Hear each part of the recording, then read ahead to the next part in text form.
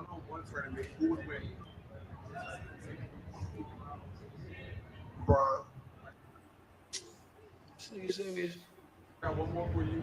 Who's been the toughest player you've had to guard in your career? KD. Hey, Draymond, if the NBA had a one-on-one tournament, who would win besides yourself? I definitely wouldn't win that.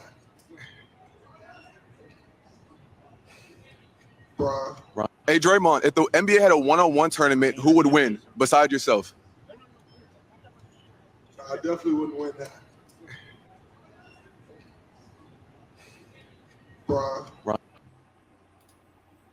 He was the best player in the NBA no matter what the game did. Who your top five? Top five is LJ number 1, MJ number 2, Kobe number 3, Steph number 4, Shaq number 5. You got Bron first. Yeah, because what Bron has done. By 2005, Bron was the best player in the NBA. In 2020, he was still the best player in the NBA. He was the best player in the NBA no matter what the game did. And he's been the best no matter what. When you look at the teams that Bron has carried to championship or carried to the finals, MJ didn't beat the greatest team ever assembled, nor did he run up against the greatest team ever assembled every year. You look at the skill set that Bron has. There's nobody that has ever played the game of basketball that can do what LeBron James does on basketball court. Nobody. Michael Jordan could do just about all that LeBron James does, except for he for damn sure couldn't pass like Bron. And I think MJ is incredible. MJ is MJ. Like, we all wanted to be like Mike. Welcome back to the channel, We the People TV, where the streets talk and we listen. I need y'all to like, share, subscribe, and hit that notification bell. Let's get this video to like 500 likes. Let me know in the comment section, do y'all think LeBron James was the best player in 2005?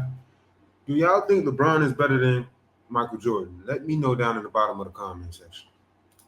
How do you see LeBron's comments, but also how do you feel about ring culture and the value that we put on that as it pertains to individual teams and players?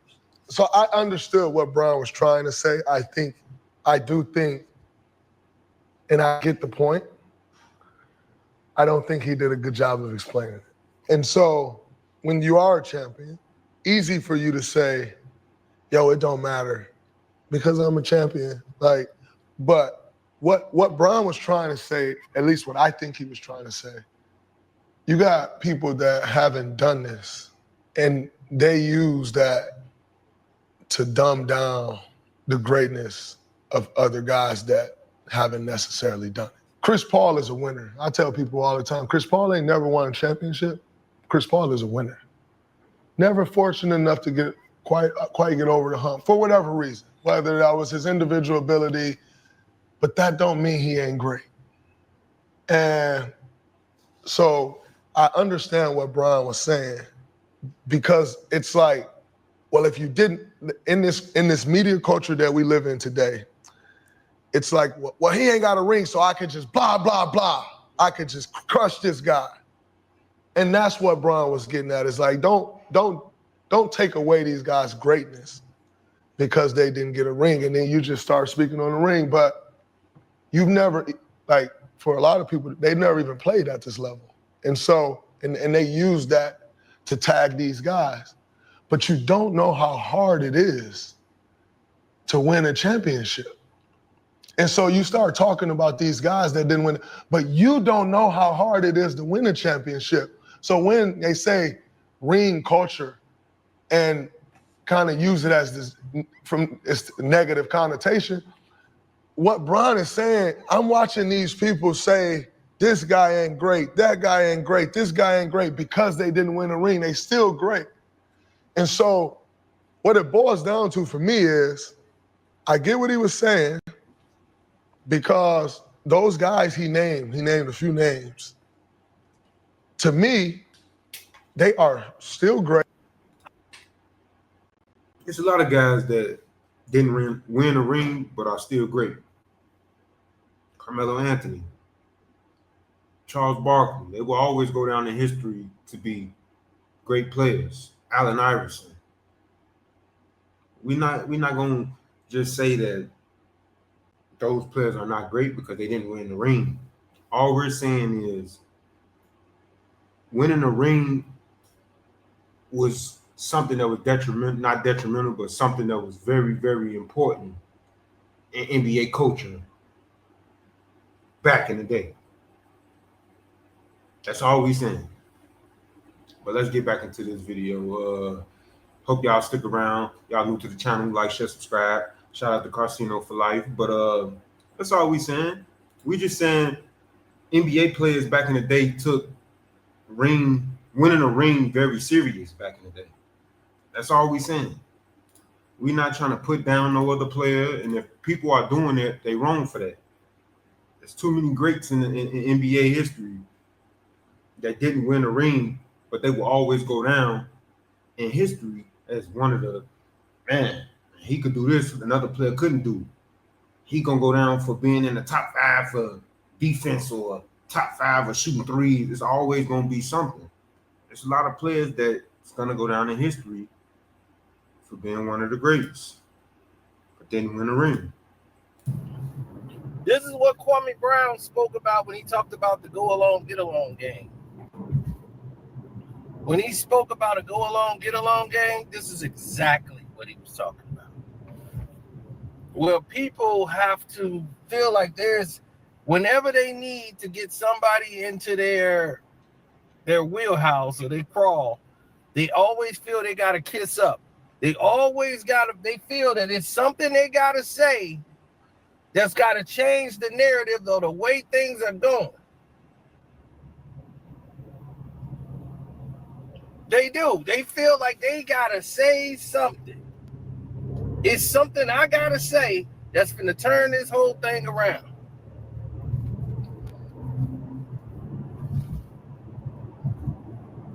Now, for weeks, everybody been talking about how they've been whooping LeBron James' ass at one-on-one.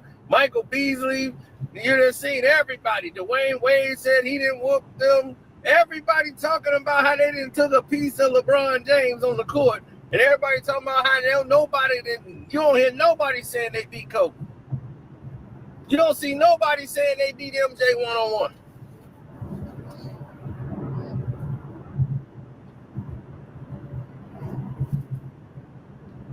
Now, leave it to Day to come around here with this nonsense to try to pump up LeBron. Man, if I had a one-on-one tournament, man, LeBron will win that.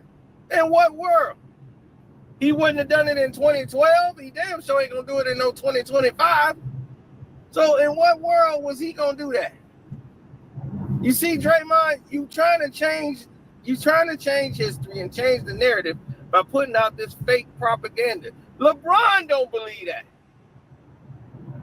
He tell you himself, "Oh, I'm not my game. No, my game ain't one-on-one. No, that's not my game. I'm more of a team player." Right? Ain't that what his own fan base cry about? That's not what LeBron do. That's not his game. What is his game? Losing. That's his damn game. His game is called losing. Now we're gonna pause it right there. Mike could take you one-on-one and get a bucket. Kobe could take you one-on-one and get a bucket for sure. That's the difference between them. That's what distinguished Kobe and Mike from LeBron. They could take you one-on-one and get a bucket with ease, with no problem. It's footage of showing that. We're not taking the talent away from LeBron and what he's brought to the game and what he has done for the game, but he's not a one-on-one player, and that's what separates him from everybody else. It's not LeBron's game.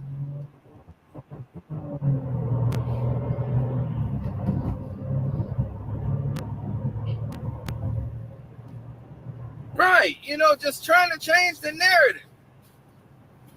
What? That's what I don't understand. Like, why are you trying to change a narrative that already exists? The guy is not a one-on-one basketball player. He told you that. Why are you trying to make him a one-on-one basketball player? Now he's a one-on-one basketball player. When? Who LeBron beat one-on-one? He got no moves. There's no ref that's going to bail him out.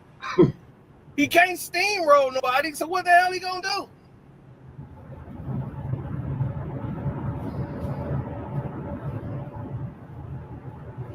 He can't shoot, got no back, so what is he gonna do?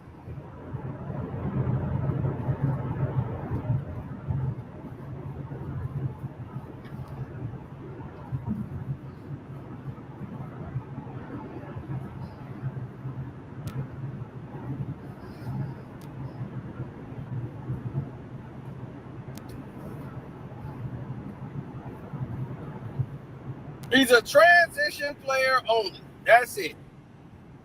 He's good in transition. That at his heyday. He was never a good one-on-one basketball player because he doesn't have any moves. So what are you basing this off of, Draymond? Instead of making a dumbass statement so LeBron can see it and go, that's my boy Dre. That's my boy Day-Day right there. Yep, you got my back. This is what they mean by go along, get along game. Everybody ready for the assimilation.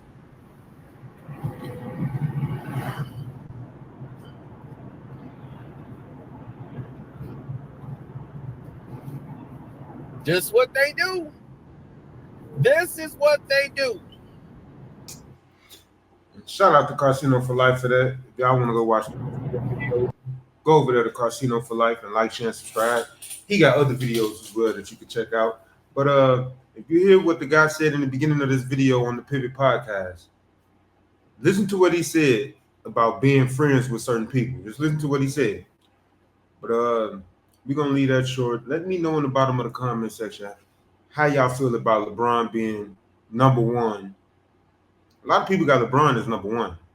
They say he's the number one player. They got LeBron as the number one player over Kobe and Mike. So y'all let me know what y'all think about that in the comment section. And let me know do y'all think if LeBron is a one-on-one player. Let me know. Because I'm just saying, if it came down to the last shot to be taken and I have to choose between LeBron or Carmelo Anthony, I'm putting the ball in Carmelo Anthony's hands. I don't care what nobody say. I want to hear what y'all got to say in the comment section, all you LeBron fans. But y'all like, share, subscribe, hit that notification bell. We the People TV. Go.